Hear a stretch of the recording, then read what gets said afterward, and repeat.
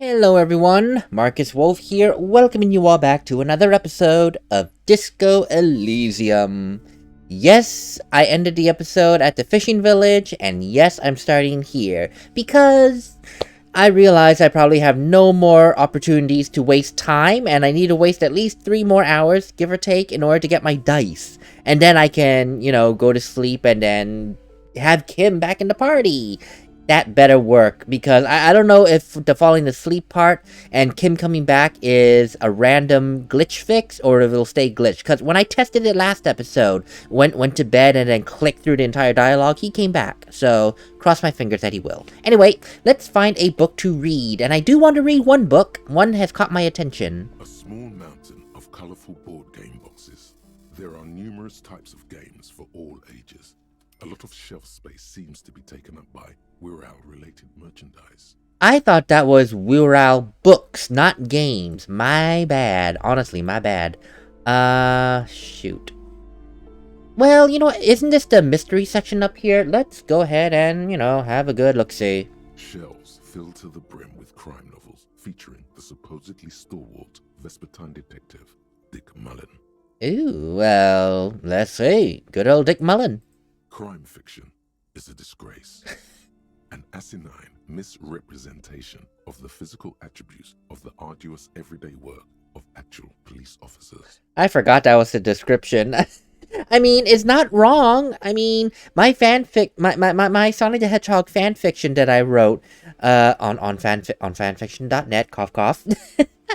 No, but for real though, that I made, it was based on Sonic the Hedgehog and in the world of Phoenix Wright. And yeah, crime fiction is a disgrace, I will admit. But you gotta find a way to keep the reader engaged, and they don't want to read the real stuff, usually. These books greatly overstate the excitement of police work, glossing over how long it takes to actually follow up on leads and eliminate dead ends. What's more, they completely ignore the psychological hardships of year after year coming into contact with people during the worst days of their lives. Not a single mention of all the stress this work creates upon the officer's family. Detective fiction just doesn't tell the truth at all. Now, would you like a list of all the books found on the shelf? Sure, why not? Some people just want to escape the reality of the world, and what is fiction if not that? You see, Dick Mullen on the job. Get Me Mullen. The Stalwart Adventures of Richard P. Mullen. Dick Mullen and the Murder in the Orchard. The Sordid Affair of Dick Mullen. A killing is declared. Dick Mullen in the Murder House. The Final Case of Dick Mullen. An obvious lie. Dick Mullen in the Clock Tower. The Ordeals of Dick Mullen. Dauntless Dick. Dick Mullen's Funeral Pyre. The Murder of Dick Mullen. Wait, Dick Mullen dies? Oh no, turns out he faked it to solve a case. Oh. Makes sense, I suppose. Any more? Yes, there's also The Dame Who Did It. Farewell, my Mullen. Faking death seems to be a common trope in the Mullen series. The morbid tales of Dick Mullen. A dark tide turns. Tragedy calls for Dick Mullen. Another one with fake death. And, of course, Dick Mullen, the murderer. In order to catch a murderer, Dick Mullen must become the murderer. After all this, you still haven't found the answer to the one question that matters. Who is Dick Mullen? So who is Dick Mullen? Your quick eye notices a small caterpillar crawling across the spine of a book. The title reads, Dick Mullen and the Mistaken Identity. Mistaken identity? A worn paperback from Dick Mullen's classic hard-boiled phase. The premise seems to be that Dick Mullen is framed for the murder of his best friend and has just a few days to prove his innocence. Interesting. But why exactly does this book speak to me? Could it be the motifs of unstable identities and shocking betrayals? Maybe, but I feel it might be something else, honestly. Perhaps you're drawn to the dark and noirish atmosphere.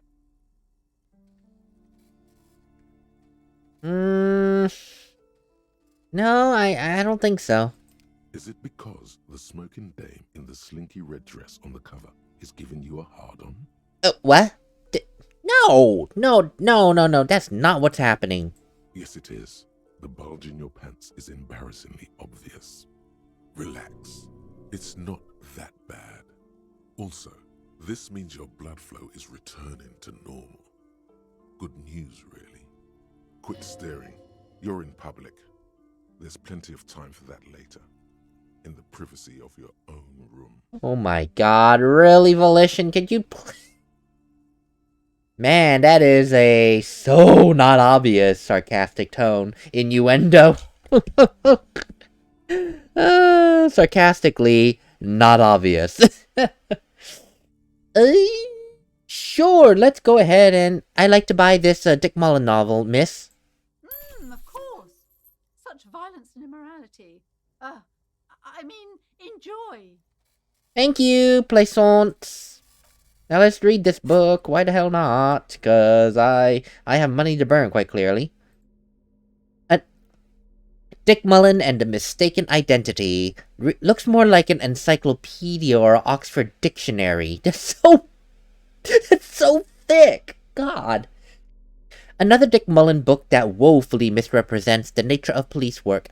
In this one, our detective returns from a trip having successfully solved one case, only to embark on another. Does he finally face the taxing nature of his occupation? No. He doesn't even look like a normal officer of the law. In your hand, you hold Dick Mullen and the Mistaken Identity. The brittle paperback feels fragile to the touch. The cover features a pastiche of different scenes. In the foreground, a man in a dark overcoat clutches a pistol to his chest. Rising up behind him are two silhouettes wrapped in a passionate embrace. The tagline reads, Detective Dick Mullen must prove his innocence after an old friend is murdered by someone who looks just like Dick Mullen. That seems to sum up the premise nicely. That sounds like a horrible premise. Really? Someone that looks like Dick Mullen? I get it. The text of this game is just to make it easier to digest and understand, but I feel like a better catch, even just for the sake of, you know, this game and the cover of this book, would be like, just say that he is being framed for his friend's murder. There was no need to add that second line. That makes it seem like, oh god, they ran out of ideas. And I don't mean the writers of this game, I just mean the writer of the Dick Mullen series, which is quite possible because did you know there are like 20 different books in the Dick Mullen series? So, quite possible the author ran out of ideas and like, you know what, screw it. He's not just being framed.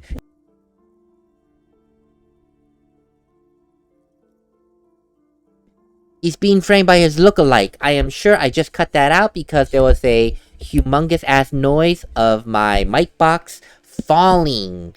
I really need to invest in a mic stand. I really do. God damn it. Me and my cheapness. Okay, let's start reading. The story opens with a knock at the door. Detective Dick Mullen is greeted by an old friend, Charlie Spillane, who's come to Mullen to ask a favor on this dark and cold night. Spillane needs Mullen to drive him in from Vespa to a small town along the Elysium coast. Despite his friend's apparent agitation, Mullen does as he's asked, then returns home where he passes out drunk, as he does most nights. Well, I can't be one to judge about that one. 2 days later, Mullen is arrested by the Vespa police and charged with the murder of Charlie Spillane. At his interrogation, Mullen learns that Charlie Spillane was shot in a bar in the very town Mullen dropped him off in by a man matching Mullen's description. Desperate to clear his name, Mullen manages to convince the Vespa police to release him for 3 days so that Mullen may solve his friend's murder and prove his innocence. I don't think that he did it. Of course, Mullen didn't do it. That's the whole premise of the book. Anyway, Mullen returns to the seaside bar where Spillane was murdered and meets a beautiful, mysterious woman named Diana Denerva. Huh. A dame. And not just any dame. She's truly one in a million, a knockout, whose mind is as dangerous as her curves. But she's got a secret. Oh, come on. In books like these, who doesn't? Secrets are the currency of human relations. Let's keep reading on then. Can't lie that I am a little bit interested in seeing what she's hiding. Deneuve reveals that she was Spillane's lover, and that he was mixed up with a local amphetamine smuggling operation. As soon as Mullin begins pulling at strings, the whole conspiracy begins to unravel. Not only is the local police captain in on the amphetamine ring, so is the son of a powerful politician and a strung-out art collector named Torvald, each of whom has his own reasons for wanting Spillane dead. Interesting. Lots of different angles. Tell me a bit about the corrupt police captain. Outwardly, the old police captain is a real law and order crypto-fascist, a barrel-chested man who's beaten his share of suspects to pulp. But he's also dirty and increasingly paranoid that someone's going to expose his role in the drug ring. He would certainly have the motive and the means, but the captain walks with a noticeable limp from an old war injury. Is it possible that he was able to conceal it long enough to commit the murder? Do I have any others that I'm working on? No, but Precarious World. Oh, I'm sorry, I was thinking of something else, okay. So I did finish that, but I can't do it until I finish this book. God damn it. Okay, that's fine. How about the politician's son? A typical privileged twat. In all likelihood, he's just in over his head. He does bear a personal grudge against Spillane, though, a former prosecutor who nearly brought down his father's administration. The kid doesn't exactly have Dick Mullin's manly build, but he is the correct height, and while interrogating him at his home, Mullin did notice a certain overcoat that looks suspiciously like his own. And what about the art collector? Torvald, the art collector, is a strung-out mess. Frankly, it's hard to imagine him holding a pistol steady enough to actually hit someone, let alone plug them 3 times in the chest the way Spillane got did. That said, Torvald and Spillane have a long history, and while interrogating him, Mullin discovers that Torvald was once involved with Diana Deneuve. Could it be that this is all over a sordid love triangle? Could be quite a few things. So, from my understanding, Charlie is a former prosecutor. Charlie Spillane, right? That is his name? Please? Okay, thank you, Spillane, yep. So, everyone has a motive to kill the politician's son, whose father is being ruined by the prosecutor, the corrupt police captain who is under threat of being exposed by said prosecutor, and the art collector who could be in a love triangle. One evening, Diana Deneuve comes to Mullin's hostel room in tears. The two of them drink half a bottle of vodka, and soon they're seeking comfort in each other's arms. Yes, comfort and pleasure. The warmth of another human's touch. The burning taste of liquor on her full, sweet lips. I guess after the stress of the few days, Mullin needs some time to himself. Can't judge. As the two lovers share a post-coital cigarette, Diana Deneuve turns to Mullin and says, "By the way, Dick, there was something else I meant to tell you. Always aim for the center of mass." Whatever it is, Mullin never hears the words. A blow to the base of his skull knocks him out cold instantly. When Mullin comes to, Deneuve is dead on the hostel bed next to him. To make matters worse, his clothes are covered with her blood. Well, I'm sorry, she's dead? Mullin trashes his blood-stained clothes and flees the hostel, knowing it's only a matter of hours before the cops discover Deneuve's body, if they haven't been tipped off already. The heat is on. If Dick Mullin can't solve both murders before the cops catch up to him, he's going away for life. Can you solve the case before the cops close in? Maybe, but I got a couple questions first. What is it, detective? Why does everyone close to Dick Mullin end up dead? It's a dangerous line of work, but somebody has to do it. That's why Dick Mullen never lets anyone get too close. Well, if that ends up happening, then why did he ever become a detective in the first place? There was never a time when he wasn't a detective. He was born a detective. But why is he like that? Dick Mullen was made to crack skulls and solve cases. It's who he is. He could no more stop being a detective than a tiger could cease to be a predator in the night. For a moment, you cease to read the story on the page and see the book for what it is.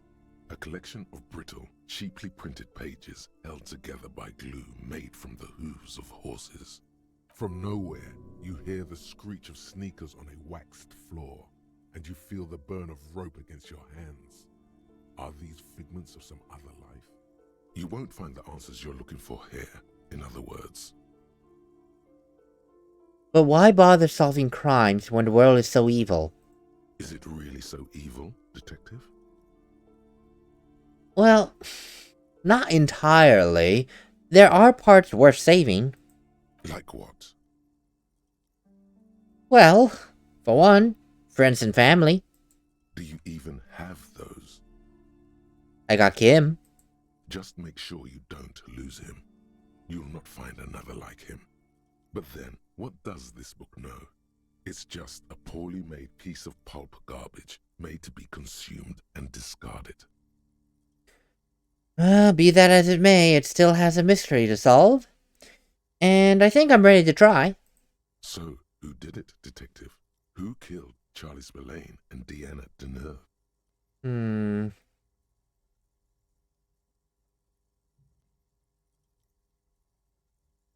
Could be the politician's twat son. Could be. Who knows? Only one way to find out. You begin furiously flipping through pages. Even as you know these books follow a series of well-worn tropes, you find yourself completely engrossed. You're turning pages so fast, you don't even notice the ancient spine coming unglued. You try to grab the pages as they come loose, but your fingers aren't quick enough. They're gone.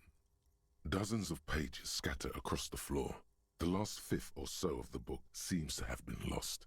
It's possible that you could gather and reassemble the pages, but it would take way too long. Ugh, stupid old glue. Yes, blame a dead horse for your fat, clumsy fingers. In your hand, you hold 4/5 of Dick Mullen and the mistaken identity. Are you serious? Are you serious? That's stupid. Cleaning out the rooms. What if you didn't lose your memory? What if something in Martinez came and stored it all away, for you to slowly open one box at a time, so you can choose which parts to keep? Keep almost none of it. Only the flowers on the windowsill. Only the distant sound of a radio. Lose all the actors, the dark shadows. Leave only the still lifes, the blissful distant wash of waves. If everybody knew, you never did. She'll be coming soon. That is all. I mean, it's fair. He didn't lose them, he just chose not to remember it. Oh, that's nice. We got one suggestion, one Inland Empire, and one rhetoric. That's actually not bad. I'll take it. Thank you so much. Anything else that I can try to learn very quickly? All intellect learning caps are raised by 1. Honestly, I don't care about that. I could easily get rid of that. Where are you? Some kind of superstar? Date of birth? Generate? No. What was it? Okay, there we go. Oh, je m'avoue. Derealization. Je m'avoue. The operation... The opposite of deja vu. The operation of... What was I reading? Dee. I could do this.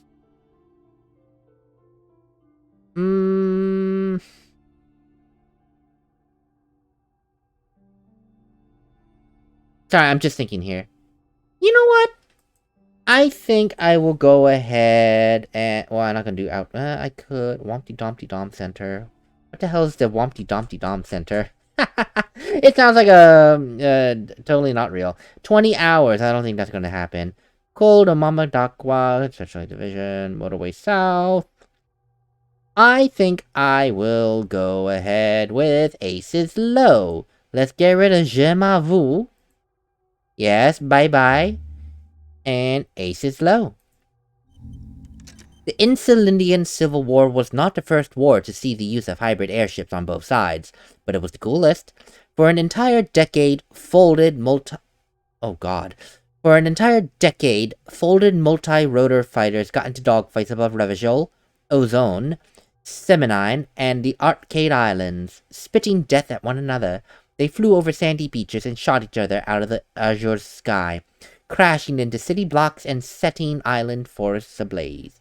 The Aces Low was a custom among revolutionary brigades, performed after multiple kills. Lieutenant Kitaragi seems fond of it. Why? We will figure that out in a hot moment. I do know where I can get another book, because I discovered it by accident while, searching things around in the last episode, trying to figure out the, what was it, the glitch. So I'll be right back. I am unfortunately a bit off-center. I don't know why, but that will be what it be. Yeah, it is a bit glitchy here. I am so off-center, and it's kind of annoying me. But there is a book right here. I did not get it yet. I don't know if I can even read it. I probably could. A primer for small kids. That should be able to pass enough time for me. It better. Primer for small kids. I gotta scratch my eye so I can't see a thing. Oh, God. Okay. A textbook for the first grade in primary school. On the cover, a humanoid teddy bear is pushing a wheelbarrow full of letters. He's not doing a very good job. The letter S is dangerously dangling from the cart, while E fell off a long time ago. Children should pay more attention. This is a very creepy bear. It is so creepy. You hold in your hand the colorful primer. The title reads, A Primer for Small Kids. There's a bear involved. Hey, that's exactly what I need right now. This book will show you the score. Get you oriented with those basic concepts you appear to be hazy on. The anthropomorphic bear will give you the lowdown of your life. On what? The alphabet. Oh. Okay, sure. I mean, I suppose it's a first grade book, but let's go. Every page has one word designating one letter of the alphabet with a faded illustration. Most of them are scientific and cultural principles. It goes as follows. Alright. A is for azimuth. B is for Boreas. C is for cosine. D is for diamite. E is for ellipse. F is for phlogiston. G is for gamete. I don't deny that these are actual words, but the only one I know is cosine from math. What are these? H is for homeboy. I is for econ. J is for Yura. K is for collapse. L is for laudanum. M is for myriad. N is for nadir. O is for aureole. P is for perihelion. What kind of first grade primer is this? These are words I have never heard a day in my life. Q is for quasar. R is for rhododendron. S is for sinus. T is for tricolor. U is for ultra. V is for vector. W is for varheit. X is for xylophone. Y is for ustava. Z is for zenith. Ustava with a Y. Just interesting. I am definitely going to Google these 26 words. See if they are real. Rhododendron. What the heck? Sounds like a math term. Could be. Tricolore. Is that just French for tricolor? I don't know, but it could be. Anyway, that's it. That's it. You know the alphabet now. In what is called the IL, the international language, developed by scientists from Grad in the 20s. Sinus means sign, for example. Are you serious? Okay, thank you. That did not waste nearly enough time as I had hoped. That is unfortunate. Oops. Oh, God help me here. I don't have anything else to read, do I? And that hurts. Why do I have this? I thought I gave it to her. Ugh, whatever. So, okay, that's great. I'll be back, unfortunately, again. I have another, hour and a half before I can get my dice. So I need one more book to read. This is kind of insane. What is this one? Shelves full of biographies of famous people, whoever they are. Let me see. Ooh, The Greatest Innocence. Sounds like it could be related to Dolores Day. Kind of interested in that one. A true cultural touchstone. Enjoy the read. Thank you, Plaisance. This is the last book. God damn it. I can't believe it. I read 2 books and they were not enough. Then again, I suppose this one shouldn't have taken that long to read. A primer for first graders. The Greatest Innocence. Again, another Oxford Dictionary book. This dusty tome brings knowledge on the history of innocences. It is written by one João Paulo Salomão. Oh, jeez. I've never heard of that as a Latino/Hispanic name. I never have. I heard of Joaquin. Oh, that's that little, like, symbol above the A, like, mañana. Joao. Joao? Joao? Joao Paulo Salom... I'm so sorry for this name. Joao Paulo Salomão Lopes de Fuego, a masked fascist who tries to reach a conclusion on which of the innocences is the coolest in the world. The Greatest Innocence by João Paulo Salomão Lopes de Fuego. The book is large and heavy. Thank you for pronouncing that name, Joal. Although, if this is supposed to be a Hispanic name, I think it's supposed to be Joal. Joao. God damn it, I give up. Just open it. Browsing through the various chapters, you try your best to understand the ceaseless overflow, the sprawl of names, dates, places, events historical. Most of it ends up as a twisted mass of facts inside your brain. Your educational survey is done. Did you catch any of that? No. Oh well, it's pop quiz time. Let's see what you've learned. This might take a few minutes. You ready? Sure, why not? That's the spirit. Here we go. Question 1. Who was the first innocence? Oh yeah, this is what I was made for.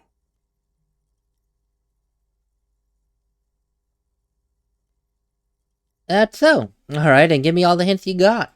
A pop quiz is a short examination designed to test your knowledge without any prior warning or announcement. Such exams allow the teacher to assess how thoroughly the students have retained the material at hand. Voila. Now blast that first innocence. Are you serious? That is not what I asked for, Encyclopedia. God damn it. Thanks for nothing. Dolores Day. Dolores. Dolores Day? Incorrect. Dolores Day was the innocence of humanism, internationalism, and the welfare state. She codified parliamentary democracy and created modern institutions. Among these, the moral intern, she was powerful and beautiful on all her icons. Yeah, she was the last innocence, but she wasn't the first. Her colors are silver, white, and apricot. And when you think her name, Dolores, stomach acid rises to the back of your throat, and it hurts. You see a flash silver, a wreath, an airport bag, and blonde hair. You don't know why. Another choice, perhaps? Steer clear of this one. There's something terrible about this one. Is his ex-wife's name Dolores? A strange sensation of loss. When she left the earth, the dust, and the ice, and the humans. That is unimportant to the quiz. Stop thinking about this. Yes, the quiz is impersonal. No need to rouse sensations in yourself at the mention of Dolores Day. Who was the first innocence? It wasn't Dolores Day. Sola? Incorrect. Sola was anointed during the previous century and even lived to see the current one. She was an urban planner who spoke her mind and largely left history to its own devices, encouraging people to excel on their own rather than prescribing to a deified model of history. She is often called an anti-innocence. Sola resigned after an assassination attempt by a Yugo nationalist who blamed her for not taking the side of the left during the turn-of-the-century revolutions. Innocences don't usually resign. Care to try again? Yeah, I figured the innocences are basically like popes. She resigned? Whew. I guess... Well, they did say that she kind of took like I guess supposedly a backseat mentality where it's like, okay, I'm not going to try and change history myself. We'll just let nature take its course. I mean, it's a fair stance, but when you're someone as high of a position as an innocence, I think that people would like you to be a bit more proactive. Not just like, okay, I'll just sit here and wait. You know, that seems a bit weird. The Pericarnassian? Correct. Nothing much is known about him. It's not even clear that he was a he, but Franco Negro presumed as such and called him Pius. He's depicted as a young man with molten gold pouring out of his mouth. All he spoke was gold. It's said he invented God and equality of men before God. He also introduced the gold standard as a way for measuring people's love for Aurum. As the first innocence, he declared that there should be more of those like him. It is presumed his disciples were the beginning of the Holy Party, the founding party. Question 2. Who was the strongest innocence? Easy. Everybody knows the answer to this. You, me, anybody.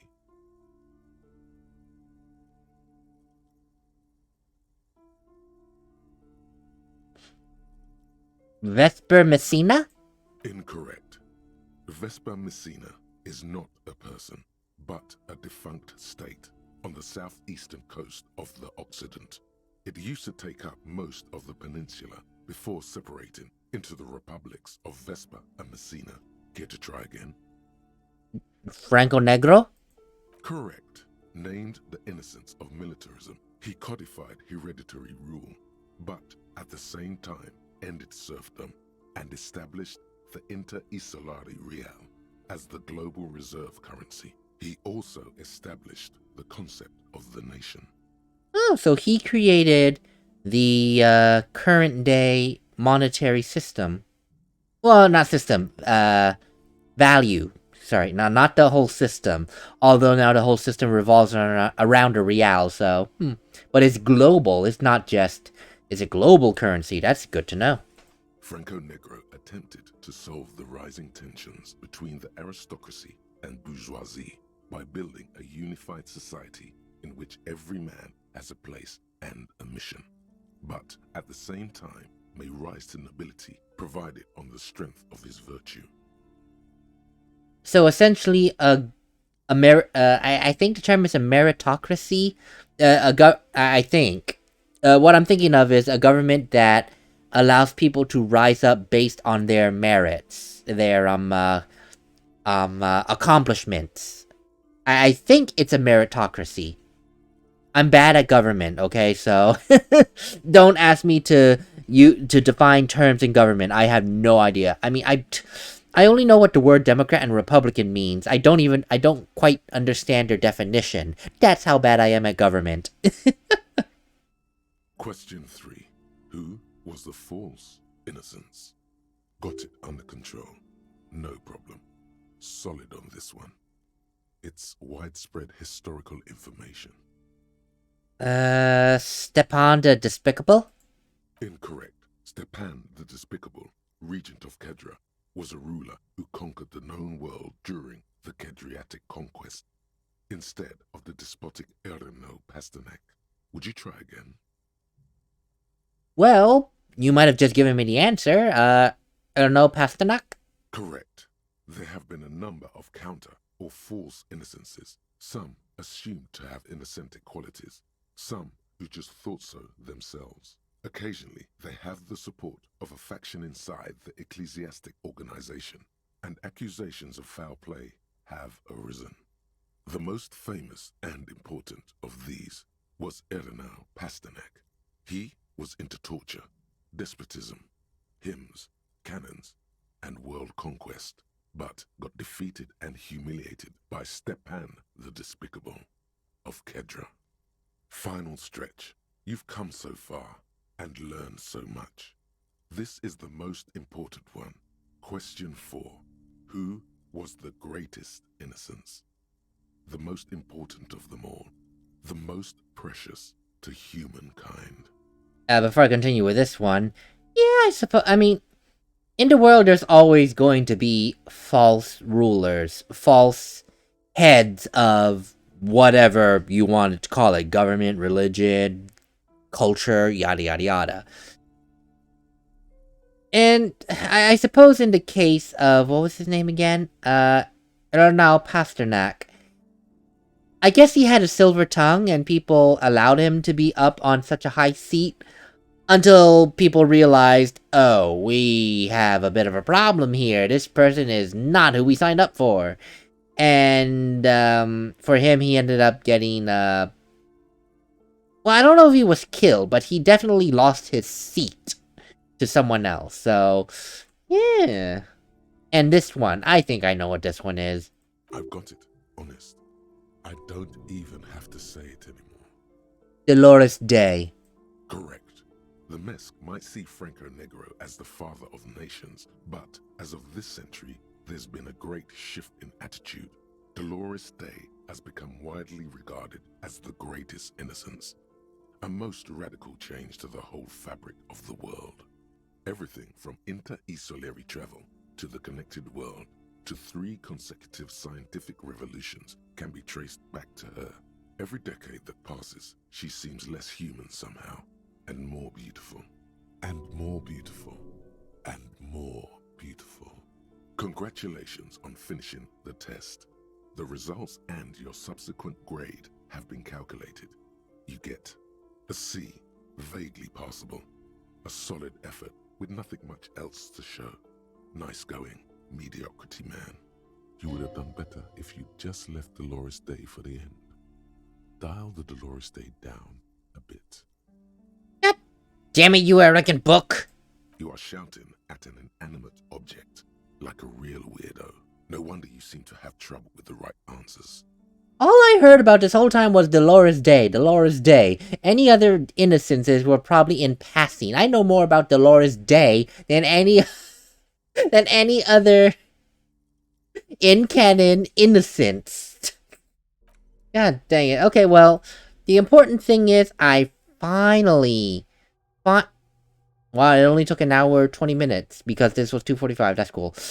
Finally. Okay, let me go get let me get that paradise. And then we'll take a nap. And then we'll see if Kim is officially back. If he's not officially back, then I just wasted 2 episodes of my time because I'll be forced to most likely backtrack. I really hate that this is currently off-center. I really hate this. I can't see a thing. Hello? Hello? Are you serious? I can't?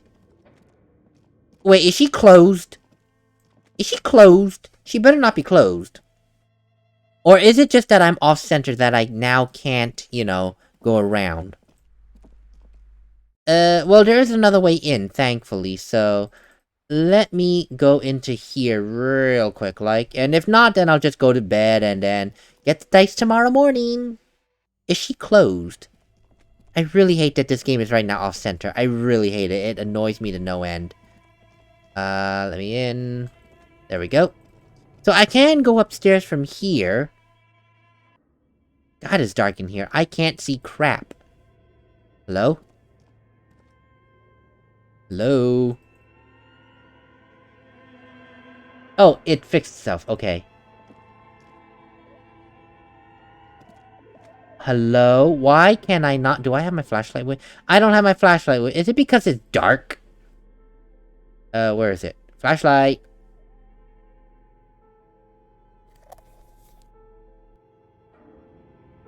Oh my god, it's because I don't have a freaking flashlight. That's so stupid. Okay, well, whatever. It works. Hey, miss. I'm here to collect my dice. I waited 2 episodes for this. Oh, it's you again. Are you looking for a die? Well, I was here for my dice. I'm sorry, what?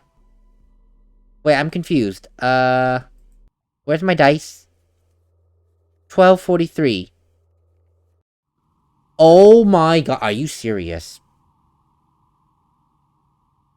Are you serious? I'm off by 5 minutes. Oh, Okay. it's you again. Well, let me just bug you for a bit. How did I be? Some of my friends were not the spec. Some of those nice people have.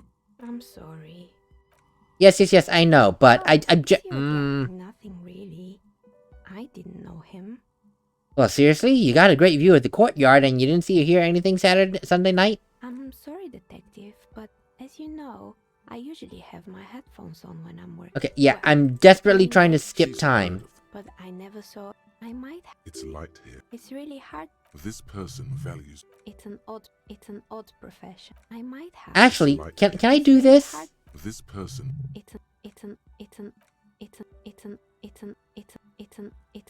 No, I literally can't pass time. Okay, that's cool. Making dice for She nods. anything else, officer? I have more questions about this building. Hope Uh, the place. Indeed. What were the other ideas? Did the bear Of work? course not. Eventually, Ravishal ICT lost the taxi. That's not what I meant. Sounds cool.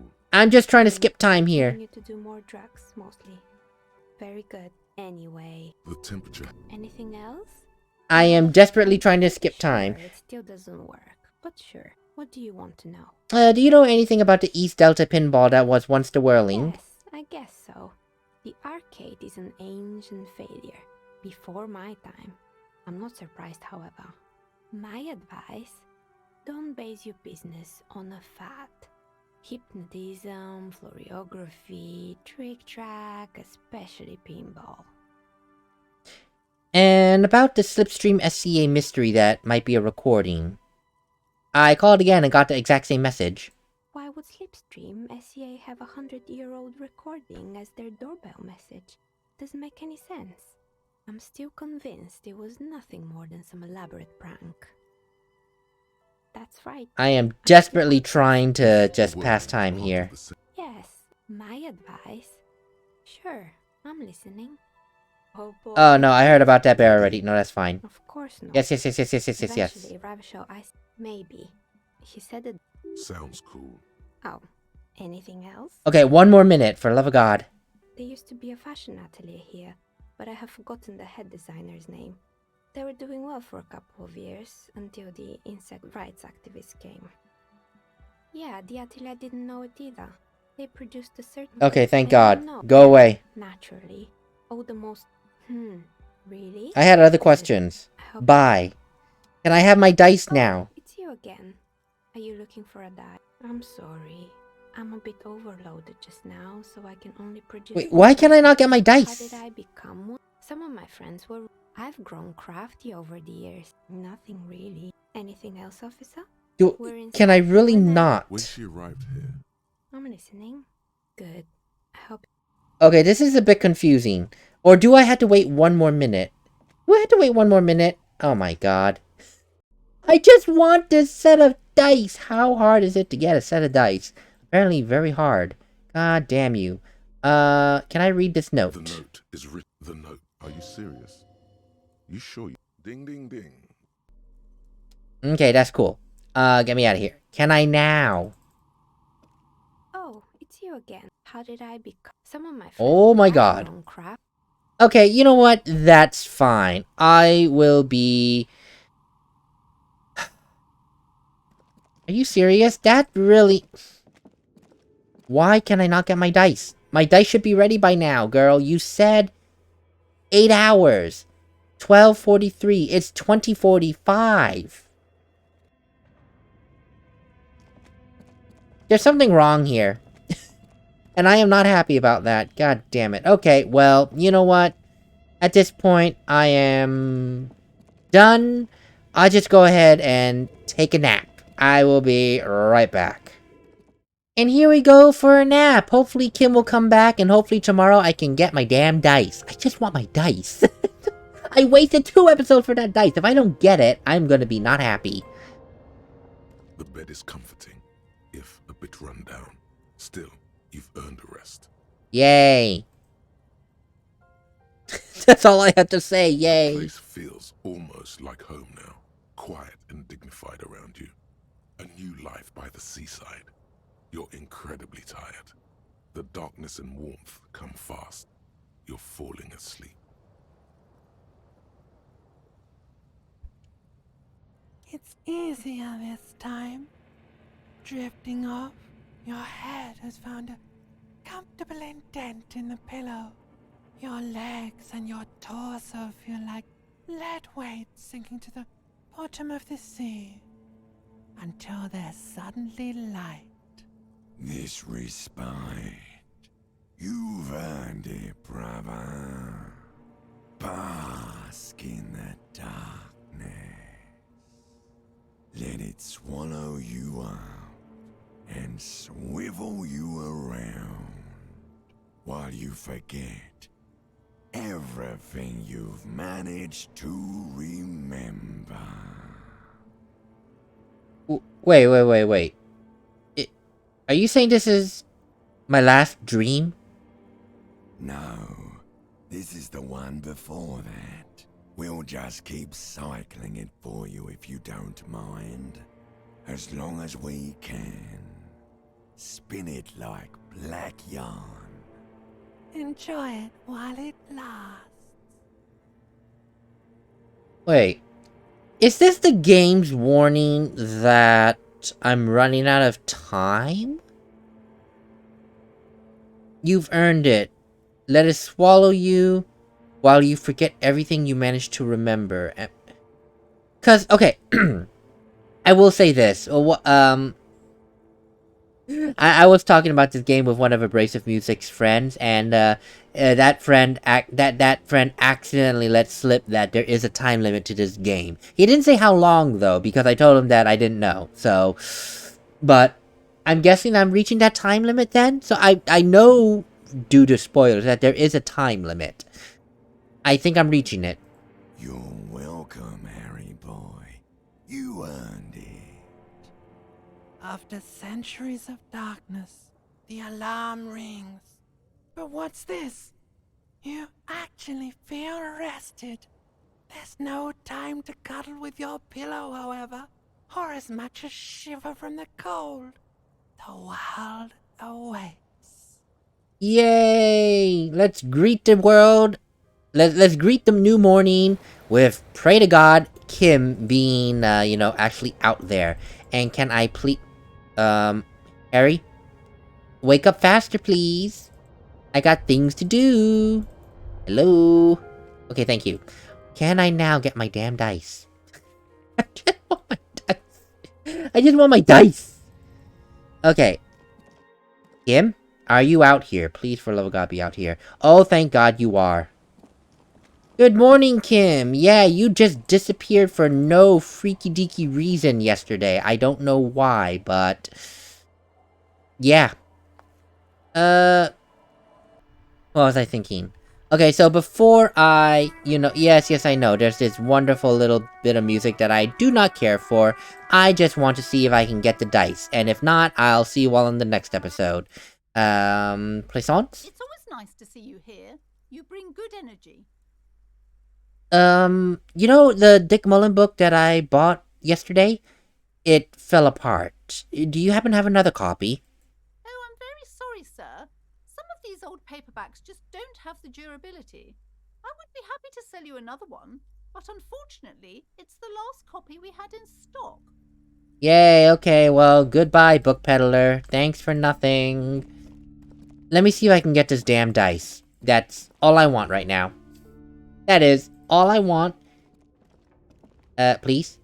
Let me in. Thank you.